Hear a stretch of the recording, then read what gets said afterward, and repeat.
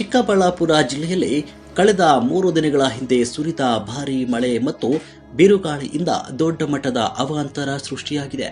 ಗಾಳಿ ಮಳೆ ಪರಿಣಾಮವಾಗಿ ವೃದ್ಧರ ಮನೆಯೊಂದು ಕುಸಿದು ವೃದ್ಧ ದಂಪತಿಗಳು ಸಂಕಷ್ಟಕ್ಕೆ ಸಿಲುಕಿದ ಘಟನೆ ನಡೆದಿದೆ. ವೆಂಕಟರೆಡ್ಡಿ ಅವರು ಅನಾರೋಗ್ಯದಿಂದ ಬಳಲ್ತಾ ಇದ್ದು ಮನೆಯಲ್ಲೇ ಇದ್ದ ವೇಳೆ ಈ ದುರ್ಘಟನೆ ಸಂಭವಿಸಿದೆ. ಅದೃಷ್ಟವಶಾತ್ ಪ್ರಾಣಾಪಾಯದಿಂದ ಪಾರಾಗಿದ್ದಾರೆ. ಮೊದಲು ಮಳೆ ಬಂದ ಸರ್, ಮೊದಲು ದಿವಸ ಮನೆಯಲ್ಲಿ ನಾವು ನಮ್ಮ ಹೆಂಗಸರು ಇಲ್ಲ ಎಲ್ಲ ಓಡಿ ಬಂದ್ವಿ. ಅಧಿಕಾರಿ ನೆನೆ ಸೆಕ್ರೆಟರಿ ಬಂದಿದ್ದ, ಅವರು ಫೋಟೋ ತಗೊಂಡು ಹೋದ್ರು. ನಾವು ಇದೇ ಹೇಳಿದ್ವಿ ಸರ್, ಈಗ ಹೇಳಿದ್ವಿ ನಾವು ವೆಂಕಟರೆಡ್ಡಿ ಕುಂಡ್ಲಗುರ್ಗೆ ಗೋಡೆ ಬಿದ್ದಾಗಿದೆ. ಇಲ್ಲ ಸರ್, ಅದು ಇನ್ನ ಇರೋ ಗೋಡೆನೇ ಬಿದ್ದೋಗ್ತದೆ. ಯಾವಾಗ ಬಿದ್ದೋಗ್ತದೆ ಅದು ಅನ್ಕೊಂತದೆ.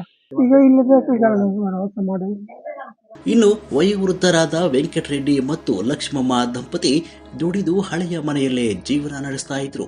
ಆದರೆ ಬಿರುಗಾಳಿ ಸಮೇತ ಸುರಿದ ಮಳೆಯಿಂದ ಮನೆ ಸಂಪೂರ್ಣ ಹಾನಿಗೊಳಗಾಗಿ ಇದೀಗ ಅವರು ನಿರಾಶ್ರಿತರಾಗಿ ಬೀದಿ ಪಾಲಾಗಿದ್ದಾರೆ.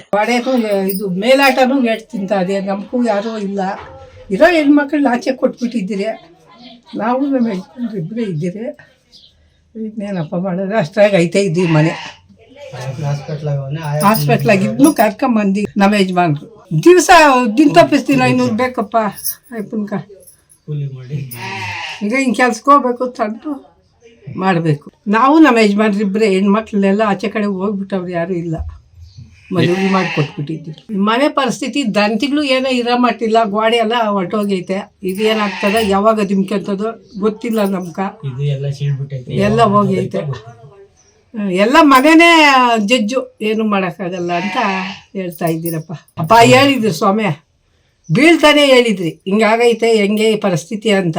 ಇವಾಗ ಅಂತ ಇದು ಇಲ್ಲ, ಇವಾಗ ಯಾವುದು ಇಲ್ಲ ಕಾನೂನು ಅಂತ ಹೇಳಿದರು. ಬಿದ್ದಿದ್ದ ದಿವಸನೇ ಇಬ್ಬರು ಕೇಳಿದ್ದೀನಿ ಮೆಂಬರ್ಗಳಿಗೆ, ಬೀಳ್ದ ದಿವಸನೇ ಹೇಳಿದ್ದೀನಿ ಹಿಂಗಾಗ್ಬಿಟ್ಟದೆ ಗೋಡೆ, ಏನಮ್ಮ ಮಾಡೋದು ಅಂತ ಕೇಳಿದೆ ಮೆಂಬರ್ಗಳನ್ನ. ತಿರ್ಗ ಆ ಹುಡುಗನ ಕೇಳಿದ್ನಿ, ಇನ್ನೊಬ್ಬ ಮೆಂಬರ್ನ. ಆ ಹುಡುಗನೂ ಇವಾಗ ಯಾವುದೂ ಇಲ್ಲ ಕಾನೂನು ಅಂತ ಹೇಳ್ತಾ ಬಂದರು. ನಾನು ಅಲ್ಲಿ ಸುಮ್ಮನೆ ಆಗೋದು, ನಿಂಗ್ಸು ನಾನು ಇಲ್ಕೊಂಡಾಡಕತ್ತದಪ್ಪ. ವೃದ್ಧ ದಂಪತಿಗಳ ಪರ ನಿಲ್ಲಬೇಕಾದ ಸಂಬಂಧಪಟ್ಟ ಅಧಿಕಾರಿಗಳು ನಿರ್ಲಕ್ಷ್ಯ ತೋರಿಸಿದ್ದಾರೆ ಅಂತ ಆರೋಪ ಕೇಳಿಬಂದಿದೆ. ಈ ಘಟನೆ ಸ್ಥಳೀಯರಲ್ಲಿ ಆತಂಕ ಮೂಡಿಸಿದ್ದು, ಸರ್ಕಾರ ಮತ್ತು ಆಡಳಿತ ತಕ್ಷಣ ಸ್ಪಂದಿಸಿ ಸಂಕಷ್ಟದಲ್ಲಿರುವ ದಂಪತಿಗಳಿಗೆ ನೆರವು ಒದಗಿಸಬೇಕು ಅಂತ ಸಾರ್ವಜನಿಕರಿಂದ ಕೇಳಿ ಬರ್ತಿದೆ.